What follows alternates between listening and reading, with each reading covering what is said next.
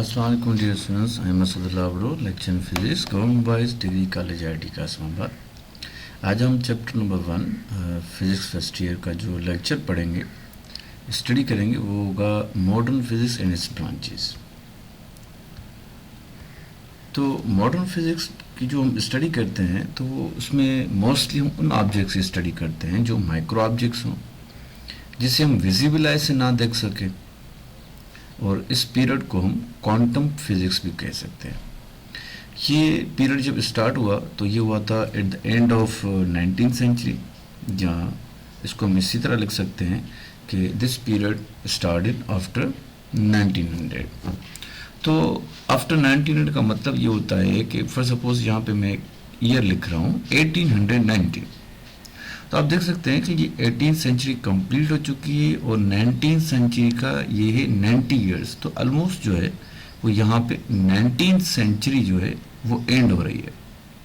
तो जो and of 19th century का जो पीरियड है, वहाँ से ये मॉडर्न फिजिक्स की जो पीरियड है वो स्टार्ट हुआ।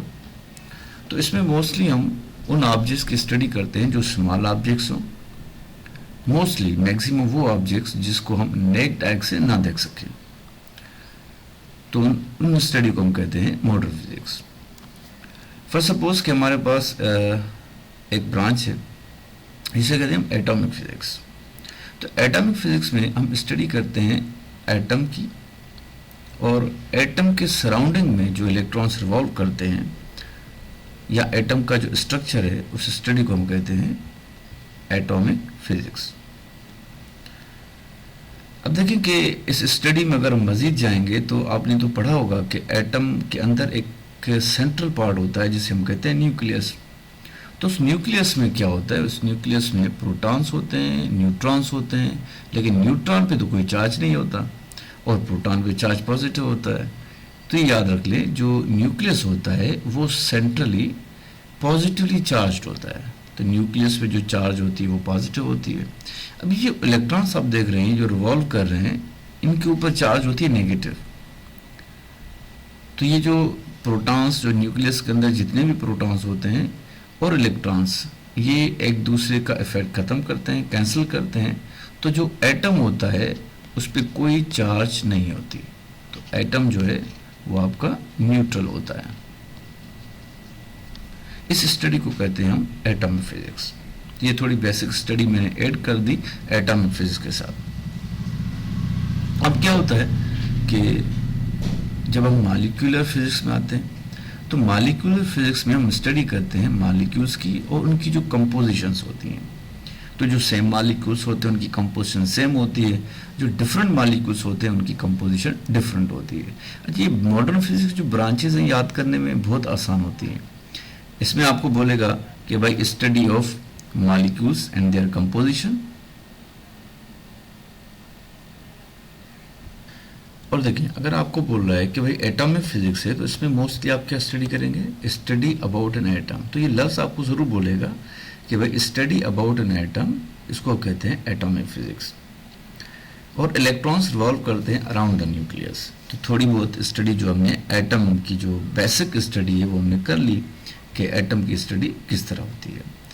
मॉलिक्यूलर फिजिक्स के बाद हम आते हैं पार्टिकल फिजिक्स भी। ये बहुत इंपॉर्टेंट ब्रांच है। तो जब हम पार्टिकल फिजिक्स की स्टडी करेंगे तो इसके अंदर जाएंगे तो वो कौन कौन से पार्टिकल हैं जिसके हम स्टडी करेंगे।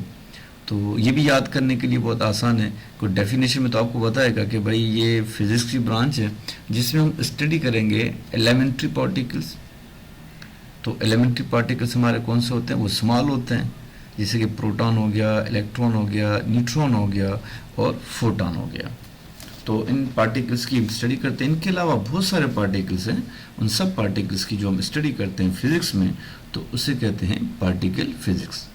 तो याद रखें, ये जब डेफिनेशन आपको बताएगा तो इस तरह आपको ज़रूर बोलेगा कि study about the elementary particles, या आप फंडामेंटल पार्टिकल्स की स्टडी कर लें।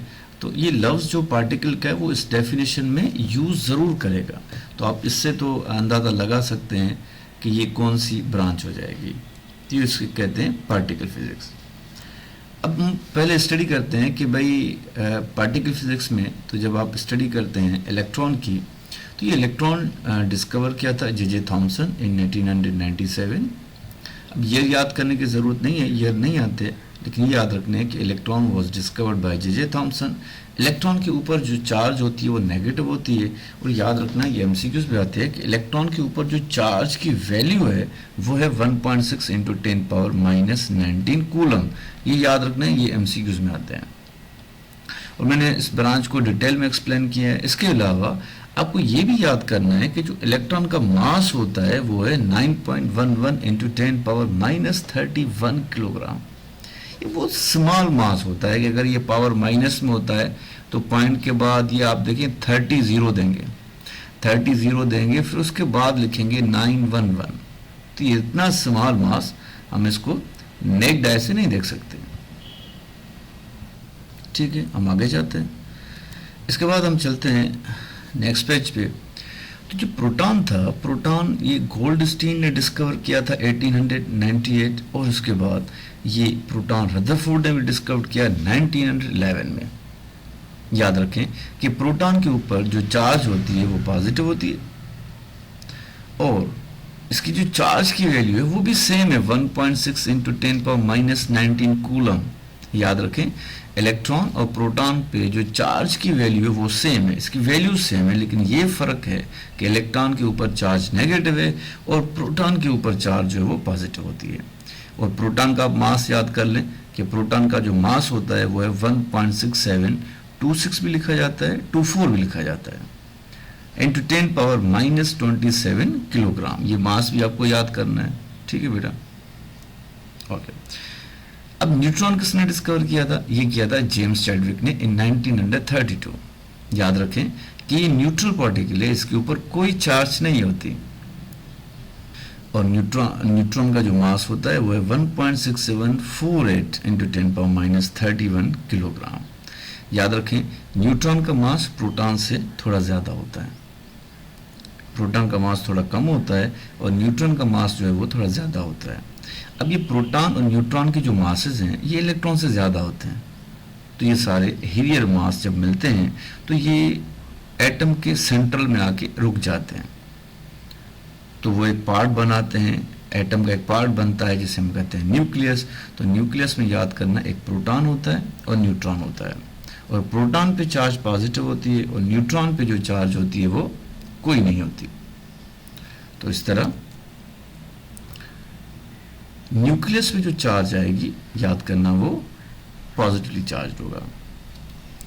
ठीक है बेटा, अब हम आते हैं न्यूक्लियर फिजिक्स पे। तो न्यूक्लियर फिजिक्स में हम स्टडी कर देंगे वो बहुत सारे न्यूक्लियस जिनकी आपस में रिएक्शंस होते हैं। तो आप स्टडी करेंगे न्यूक्लियस की, ठीक है, लेकिन उनके बीच में जो है वो रिएक्शंस होते हैं, reactions between the nuclear of atoms. याद रखें कि हम न्यूक्लियर किसे कहते हैं? हम न्यूक्लियर कहते हैं प्लूरल ऑफ न्यूक्लियस, यानी दो या दो से ज़्यादा न्यूक्लियस जब आपस में मिलते हैं तो एक बड़ा न्यूक्लियस बनाते हैं, जिसे हम आगे जाके पढ़ेंगे। तो जब ये दो या दो से ज़्यादा छोटे छोटे न्यूक्लियस मिलकर एक बड़ा न्यूक्लियस बनाते हैं तो इसमें से जब वो एनर्जी रिलीज होती है तो इस प्रोसेस को हम कहते हैं न्यूक्लियर फ्यूजन। अब क्या होता है कि एक बड़ा न्यूक्लियस जैसे कि यूरेनियम हो गया, उसका एटॉमिक नंबर है 92, 235। जब ये बड़ा न्यूक्लियस स्मॉल न्यूक्लियस में टूटता है, क्रिप्टॉन और बेरियम, तो इसमें से 3 इलेक्ट्रॉन्स बाहर निकलते हैं और इसमें से भी बहुत सारी एनर्जी रिलीज होती है, न्यूक्लियर एनर्जी रिलीज होती है, उसके बाद हीट एनर्जी रिलीज होगी। फिर इस प्रोसेस को हम मजीद जब कन्वर्ट करते हैं तो इसको इलेक्ट्रिसिटी में भी कन्वर्ट कर सकते हैं। ये एक बड़ा न्यूक्लियस होता है यूरेनियम का। ये कैसे टूटता है, ये अनस्टेबल कैसे होता है? जब इससे हम एक स्लो मूविंग न्यूट्रॉन कोलाइड करते हैं। जब ये स्लो मूविंग न्यूट्रॉन कोलाइड होता है तो उसके बाद जो है वो ये हैवी न्यूक्लियस बन जाता है। तो ये 92, 236, अब ये एटॉमिक मास का बढ़ जाएगा एक नंबर, तो ये 236 और एटॉमिक नंबर 92 और मास नंबर होगा 236। ये जब बड़ा न्यूक्लियस अनस्टेबल होगा तो ये 2 स्मॉल न्यूक्लियर में टूटेगा जैसे कि क्रिप्टॉन और बेरियम, उसके बाद ये 3 इलेक्ट्रॉन्स रिलीज करता है और उसके बाद मजीद एनर्जी रिलीज होती है, तो इस प्रोसेस को हम कहते हैं न्यूक्लियर फिजन। अब देखिए इस रिएक्शंस में, आप इस रिएक्शन में देखें कि सारे न्यूक्लियस जब मिलते हैं तो इनके बीच में रिएक्शंस होते हैं। आप फिजन के प्रोसेस को देख लें कि जब ये बड़ा न्यूक्लियस टूटता है तो इनके बीच में रिएक्शंस होते हैं।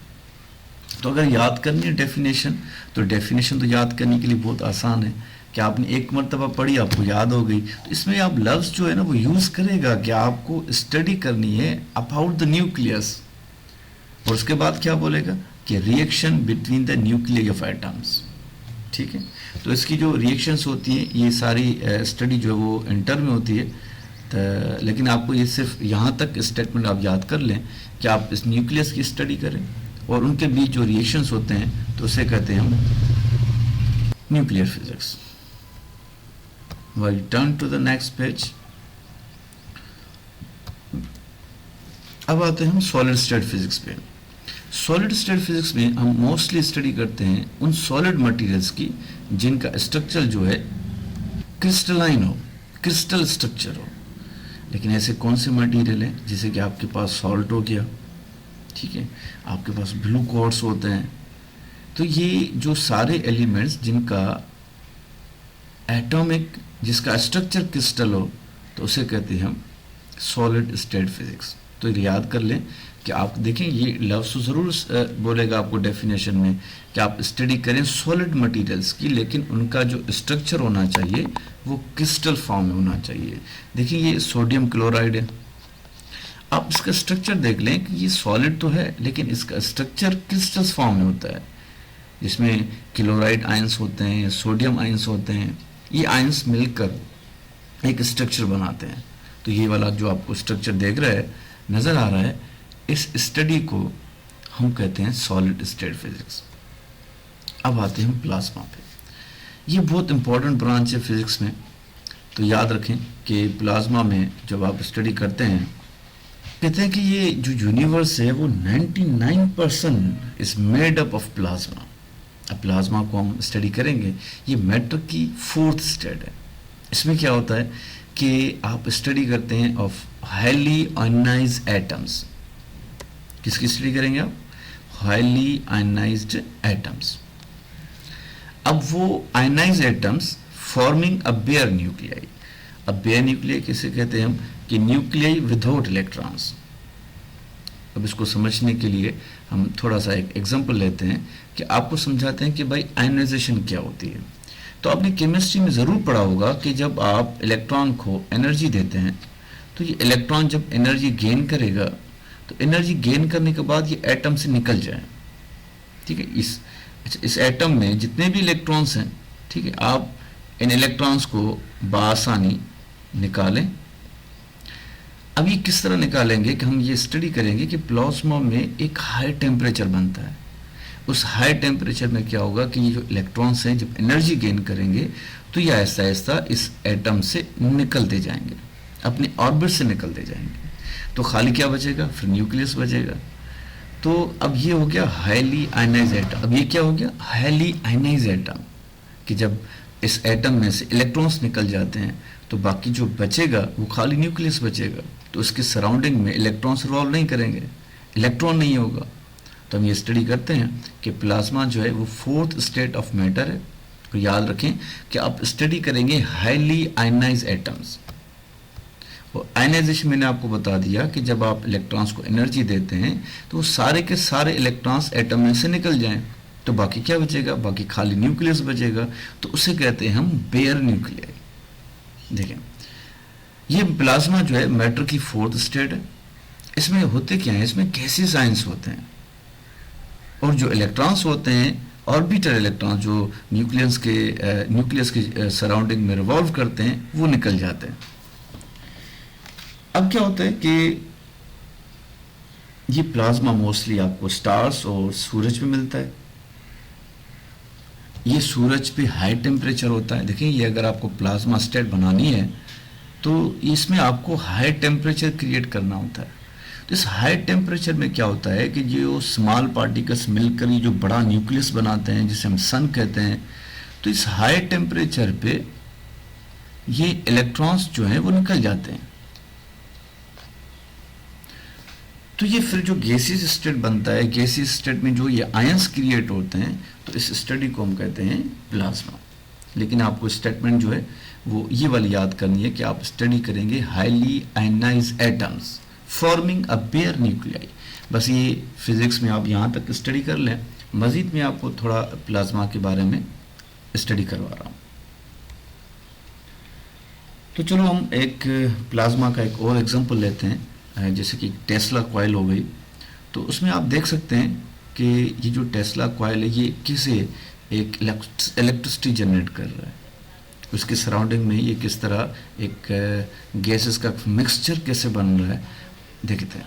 एक ग्लास बॉल है, ठीक है, तो ये टेस्ला कॉइल से बना हुआ है। तो ये it is made up of noble gases, जैसे नियॉन हो गया, ऑर्गन गैसेस हो गई। तो ये जो अब आपकी स्टेट बन रही है ये गैसेस आयन की वजह से, तो इसे हम कहते हैं प्लाज्मा स्टेट। ये अब क्या होता है कि आप देख सकते हैं कि इस टेस्ला कॉइल में जब ये हम इलेक्ट्रिसिटी प्रोड्यूस करते हैं तो इसमें हम इस कॉइल को थाउजेंड्स ऑफ वोल्टेज देते हैं, बहुत सारी वोल्टेज देते हैं। तो इसके सराउंडिंग में एक प्लाज्मा बन रहा है, देखें। अब ये प्लाज्मा क्या करता है कि इलेक्ट्रिसिटी को भी जनरेट करता है। और हम ये कह सकते हैं कि ये प्लाज्मा जो है एक बेहतरीन कंडक्टिविटी ऑफ इलेक्ट्रिसिटी होती है। और याद रखें कि इस प्लाज्मा में इलेक्ट्रॉन को निकालने के लिए हमें बहुत सारी एनर्जी चाहिए, बहुत सारा टेम्परेचर चाहिए। और ये प्लाज्मा जो है याद रखना ये स्टार्स और सूरज में मिलता है। और इलेक्ट्रॉन्स को निकालने के लिए हमें बहुत सारे टेम्परेचर की ज़रूरत होती है जो कि सूरज में मौजूद होता है। तो ये थोड़ी डेफिनेशन हो गई, ये थोड़ा मैंने इसको एक्सप्लेन कर दिया किताब को, आपको प्लाज्मा स्टेट समझ में आ जाए। हालांकि आपको सिर्फ इस क्लास फर्स्ट ईयर में एमसीक्यूज में ब्रांच आती है, तो आपको सिर्फ ब्रांच याद करनी है कि आप इस प्लाज्मा में स्टडी करेंगे highly ionized atoms forming a bare nuclei. तो मैंने आपको बेयर न्यूक्लियाई का तरीका बता दिया था। उसके बाद हम नेक्स्ट टॉपिक पे आते हैं। प्लाज्मा के बाद हम आते हैं बायोफिजिक्स पे। बायोफिजिक्स में हम स्टडी करते हैं उन स्मॉल लिविंग ऑर्गेनिज्म से, क्योंकि बायो कहते हैं हम लाइफ को। तो हमारे अंदर जो बॉडी के अंदर जो भी सेल्स होते हैं लेकिन वो स्मॉल लिविंग ऑर्गेनिजम्स हों, तो उनकी स्टडी को हम कहते हैं बायोफिजिक्स। इलेक्ट्रॉनिक्स पे आते हैं हम, तो इलेक्ट्रॉनिक्स में आप स्टडी करेंगे मोशन ऑफ इलेक्ट्रॉन्स। तो ये याद रखें कि अपना जो मॉडर्न फिजिक्स की हम ब्रांचेस स्टडी करते हैं तो उसमें जो आपको डेफिनेशन याद करनी है, तो उसमें मोस्टली आपको बताता है डेफिनेशन में कि आपको स्टडी किसकी करनी है।